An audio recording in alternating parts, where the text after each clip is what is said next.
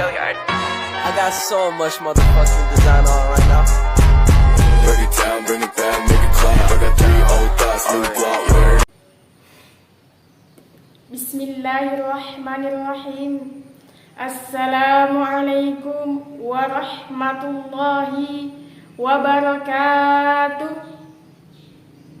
Innal hamdalillah nahmaduhu wa nasta'inuhu wa nastaghfiruh wa na'udzu billahi min shururi anfusina wa min sayyiati a'malina. May yahdihillahu fala mudilla lahu wa ma yudlil fala hadiya lahu. Ashhadu an la ilaha illallah wa ashhadu anna Muhammadan abduhu wa rasuluh. Allahumma salli wa sallim wa barik ala sayyidina Muhammad wa ala alihi wa sahbihi wa man ihtadahu ila yaumil qiyamah. Amma ba'd. Pertama-tama, marilah kita memanjatkan puja dan puji syukur atas kehadirat Allah yang Maha Ghafur, yang mana nikmatnya tak dapat diukur. Mulai dari nikmatnya jadi tukang cukur, nikmatnya jadi tukang bubur, sampai nikmatnya jadi gubernur. Jadi, jikalau kufur tidak mau bersyukur, maka akan digempur oleh malaikat mungkar wa nakur sampai babak belur, seperti bubur yang melebur-lebur. Salawat menyertai salam tak lupa pula kita kirimkan kepada Nabiullah Nabi Muhammad sallallahu alaihi wasallam, karena beliaulah dari zaman nenek-nenek makan gegetuk di depan rumah sampai nenek-nenek main Facebook di depan rumah, dari zaman orang muter-muter tidak jelas sampai orang main komputer. Dan karena Nabi Muhammad pula lah kita bisa membedakan mana teh botol dan yang mana alkohol. Baiklah, berdirinya saya di sini akan menyampaikan sepatah dua patah kata yang akan saya patah-patahkan menjadi banyak kata, yakni pentingnya menjaga lisan. Hadirin sekalian yang berbahagia, menjaga lisan memang luar biasa beratnya. Kita lebih sering berbicara daripada diam. Kita lebih banyak menghabiskan waktu kita untuk berbicara daripada diisi zikir kepada Allah. Sebagaimana sabda Rasulullah sallallahu alaihi wasallam, "Man kana yu'minu billahi wal yawmil akhir falyaqul khairan aw liyasmut." Barang siapa yang beriman kepada Allah dan hari akhir, hendaklah ia berucap dengan ucapan yang baik atau diam. Jika dilihat di zaman sekarang, maka jauh lebih baik berdiam daripada berbicara. Jika berbicara itu dinilai dengan nilai perak, maka jauh lebih mahal berdiam karena nilainya seperti emas. Lidah kita ini sangat berbahaya. Lisan kita bisa menyakiti hati orang lain. Lisan kita bisa menyakiti hati kita, bahkan bisa membawa kita masuk neraka.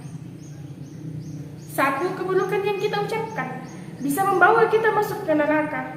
Lantas, bagaimana dengan orang yang dari bangun tidur sampai tidur kembali suka membuka aib saudaranya, mencaci saudaranya, menggibah orang lain dan lain sebagainya? Na'udzubillah, summa na'udzubillah. Mengapa kita diharuskan untuk menutup aib saudara kita? Karena Allah akan menutup aib kita. Sebagaimana sabda Rasulullah sallallahu alaihi wasallam, "Man satara musliman satarahullahu yaumal qiyamah." Barang siapa yang menutup aib seorang muslim, maka Allah akan menutup aibnya kelak di hari kiamat. Hadirin sekalian yang berbahagia, terkadang salat kita baik, ngaji kita baik, tapi kadang pula lisan kita tak terjaga. Betul? Makanya Rasulullah SAW mengatakan ketika ada salah seorang sahabat yang mengatakan, "Ya Rasulullah, dia ini adalah ahli ibadah, salatnya baik, ngajinya baik, ibadahnya kepada Allah bagus. Tapi lisannya menyakiti hati tetangganya, lisannya menyakiti orang lain." Apa kata Rasulullah? Dia ini ahli neraka, semua amalan-amalannya tidak berefek apa-apa karena lisannya. Begitupun dengan kita teman-teman sekalian, yang mengaku jilbabnya sempurna, yang mengaku taklimnya di mana-mana, alhamdulillah, maka langkah selanjutnya adalah menjaga lisan.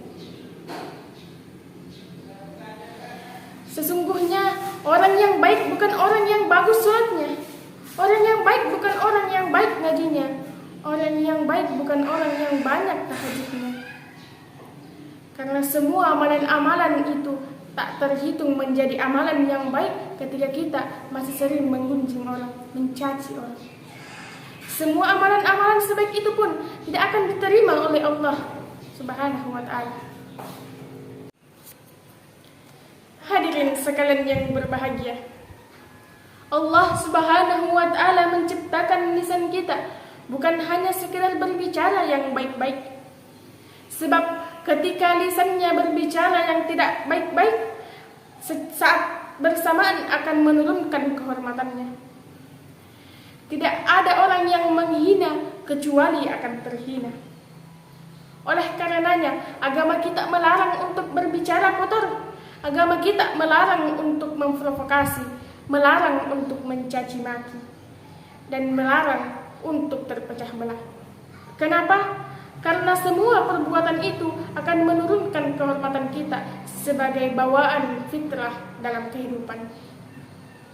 Teman-teman sekalian yang saya banggakan, sebagai kesimpulan, hendaklah sebagai umat muslim kita senantiasa menggunakan lisan kita untuk berbicara yang baik-baik, senantiasa menggunakan lisan kita untuk beribadah kepada Allah, baik itu dengan berzikir maupun mengaji. Mungkin cukup sekian yang sempat saya bawakan, kurang dan lebihnya mohon dimaafkan. Ingat, diam adalah emas, tetapi berbicara di saat yang tepat adalah berlian. Wa ma taufiquna illa billah. Wassalamu alaikum warahmatullahi wabarakatuh.